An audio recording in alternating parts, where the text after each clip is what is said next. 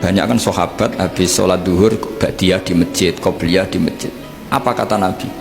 La taj'alu buyutakum kuburan, cung nak apik aja mbok entek-entekno ning masjid. Omam ya bagai keapian.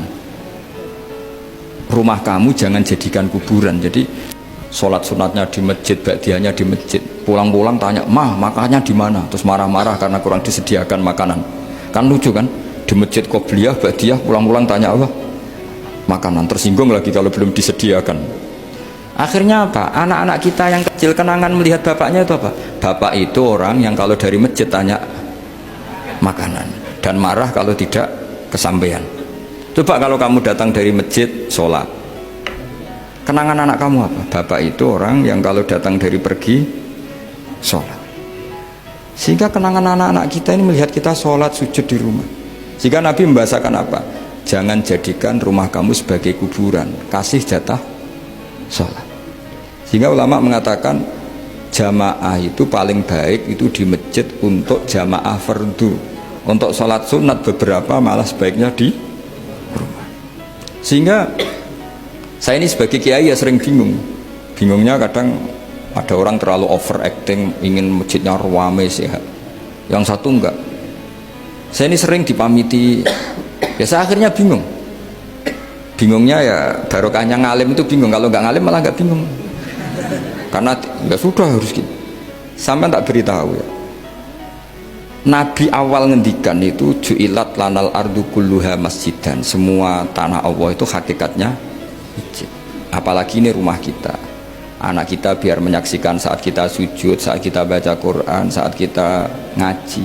Kalau semua ini di masjid, kemudian Anda di rumah taunya makanan, menuntut ngopi, menuntut kenangan di keluarga kita kurang baik. Makanya Nabi membahasakan apa? La taj'alu buyutakum kuburon. Jangan jadikan rumah kamu sebagai kuburan. Apalagi ada pepatah lagi, al-ummu madrasatul ula. Ibu adalah madrasah pertama. Coba kalau kita ngajarin Quran di rumah, ya tentu masjid ya tetap ada kegiatan, tapi jangan sampai mematikan rumah. Sehingga kita sebagai ulama itu ada masjid rame ya seneng, ada masjid setengah rame ya nggak apa-apa, asal efeknya menyebar ke masyarakat. Jadi ramenya masjid ya baik, tidak rame kalau yang rame ibadah di rumah-rumah juga baik.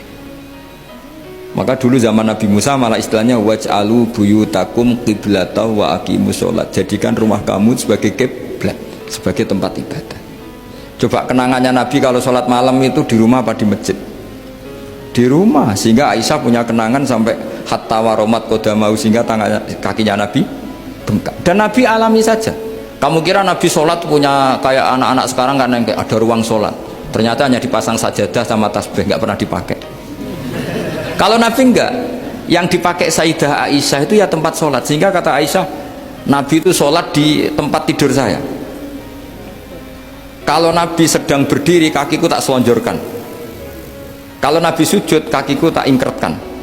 Ya di tempat Sayyidah Aisyah tidur itu Nabi sholat. Pas berdiri kan berdirinya Nabi lama, Aisyah selonjor. Pas Nabi mau sujud, kakinya diingkretkan. Segampang itu Nabi. Akhirnya apa?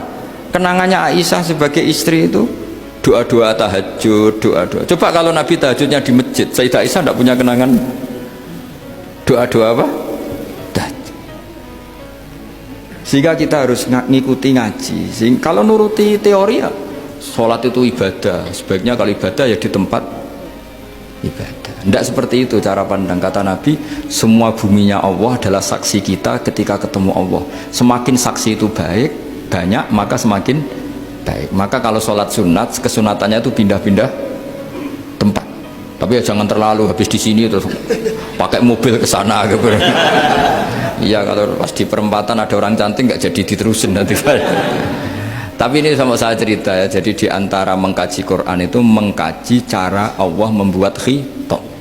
Dan yang kunci semua adalah Allah adalah zat sing otoritatif, malikul umurikul dia, pengendali dari semua.